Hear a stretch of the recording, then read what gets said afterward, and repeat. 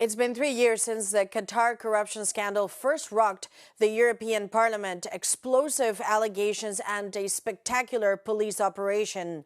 At the time, Belgian authorities claimed that third countries from Qatar to Morocco had paid hundreds of thousands of euros to sway and influence decision-making at the core of European democracy. The face of the scandal, Eva Kaili, young, glamorous, and a former vice president of the European Parliament. 3 years later, she tells Euronews she wants to see justice for herself. The Belgian's prosecutor office did not respond to a request for comment made by Euronews.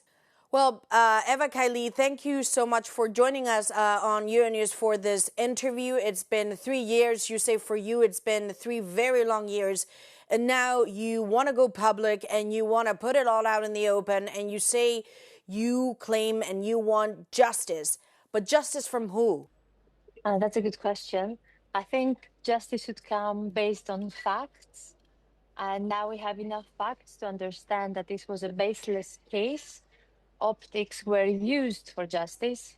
And after 3 years, I think we have now the clarity to see what actually happened. Okay, so what actually happened? Because, of course, our viewers remember the scandal. They remember the investigation, and they remember that Belgian authorities claimed that third countries from Qatar to Morocco paid cash to influence decision-making and to sway you, essentially. So, again, what actually happened? And when you say you want to see justice, is this justice from the Belgian authorities that you're seeking? So let's establish the facts. There were evidence from an investigation of the secret services of Belgium.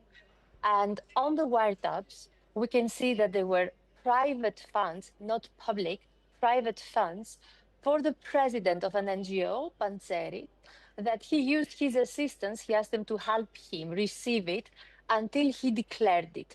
This is corroborated by wiretaps, by notes, and by testimonies until coercion methods happened and things started to change. And of course, that refers to the moment that, well, you went very public because there was a picture that was printed. It went viral. It went global. There was a piece of luggage. The Belgian Federal Police said that that was evidence of cash that was stored in your property, and this luggage was full of cash. So we've seen the picture. 3 years later, you say that this is now set up. So tell us then what was really in that luggage. Well, we have the evidence and the wiretaps. So it's about facts, not perception, not optics. These were private funds that we hear on the wiretaps that he wanted to receive it for his work. The photos were staged as illegal funds to create presumption of guilt. And now we have more evidence that the prosecutor of Belgium pre-orchestrated not just the leaks, but the story. So the target was chosen, the script was pre-written, and the optics replaced the evidence. Look, that's a very important point, and I want to focus on the idea of the leaks. Because leaks they happen. They are somewhat normal for things to leak in an investigation to the press. What is different, however, is to leak information to incriminate a person without the full evidence. So my question is, were you framed?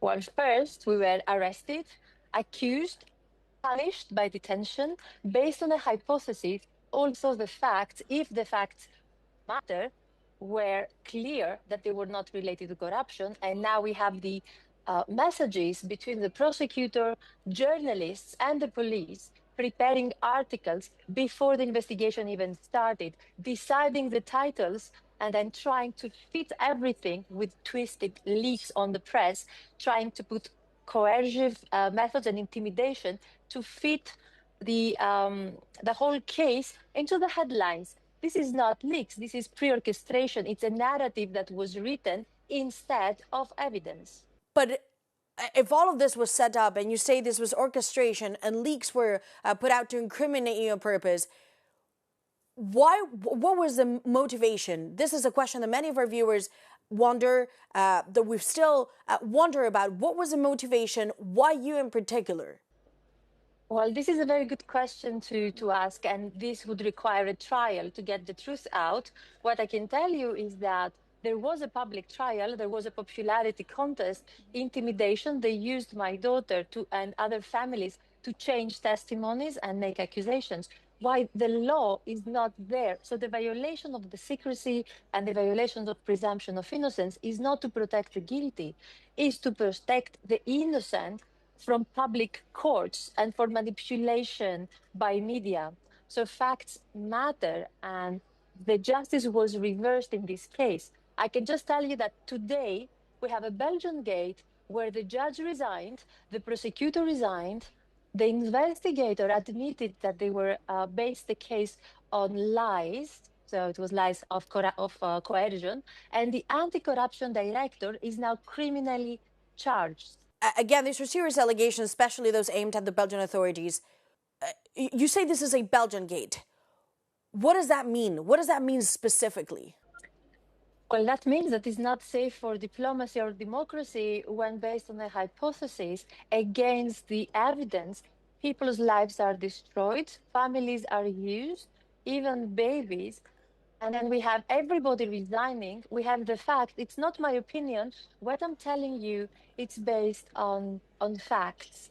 So I think when you stage photos, when you write the script before the case opens, everybody can understand that being a politician in the European Union, it seems that you can be targeted by doing your work, because I was having an official mandate documented by the president of the parliament and by Borrell, the high representative of the Commission, to build bridges with the Gulf countries. Okay, but I want to go back to the idea of the Belgian gate, because what you say and what you allude is that ultimately this is a country where authorities frame people, where they plant evidence, where they use methods that are not that are borderline on the legality.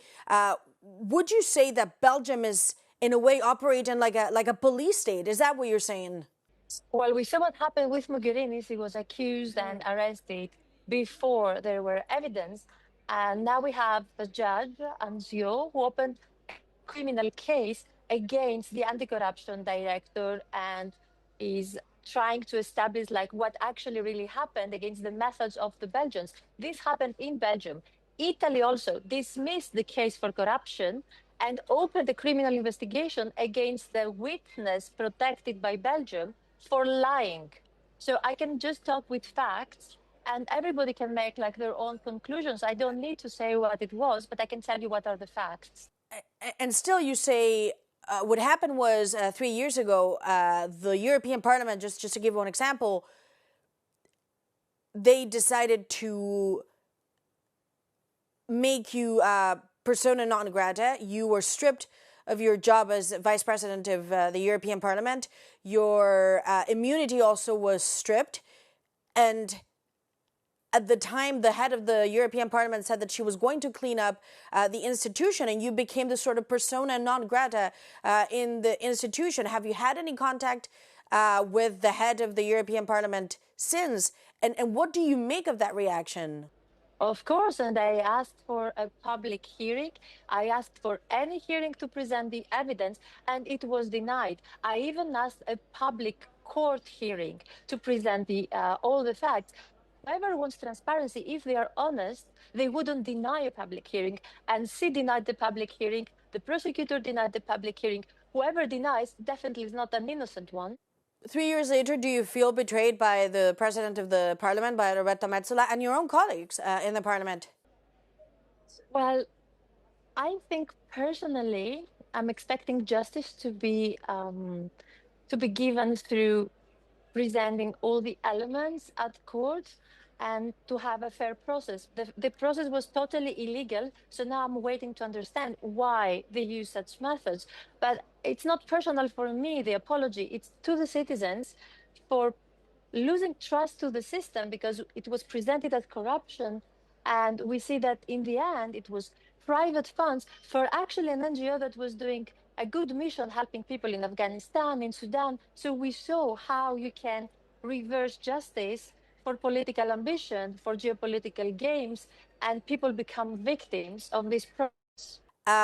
Obviously, we saw a spectacular rate when it comes to Federica Mogherini. She's a former High Representative for the European Union. Were you surprised in any way to see another round of arrests like this? Again, punished without evidence, optics replace justice, and public courts decide about somebody if he's innocent or not before facts, only with the titles. So innocence is destroyed in like a popularity contest, because then the parliament and everybody, they try to side with whatever is convenient. So it's easy to attack the South, it's easy to attack South countries, Arab countries, and create a narrative and a presumption that is the opposite of what the facts have been saying. So to me, it's very worrying for democracy. And the reason I'm speaking out, even though it causes trouble to me and my family, and even to my case, is because this should not happen to anyone, and politicians should not be afraid to work in the European institutions. They should not feel that the system can target and attack anyone. So I do hope that this would be like a lesson. And what happened to Mogherini recently, or Moretti today, selective political prosecution, this would stop happening after this case is over. Well, thank you very much for joining us, Eva Kaili. And in the end, it will be the facts and the evidence that will speak. This case is still not set for trial, but there's a question as to whether it will make it to trial. But at some point, if it does, of course, the justice and the law is based on facts. And ultimately, it will be the facts that will speak for both sides. Thank you very much. Thank you, Maria, so much.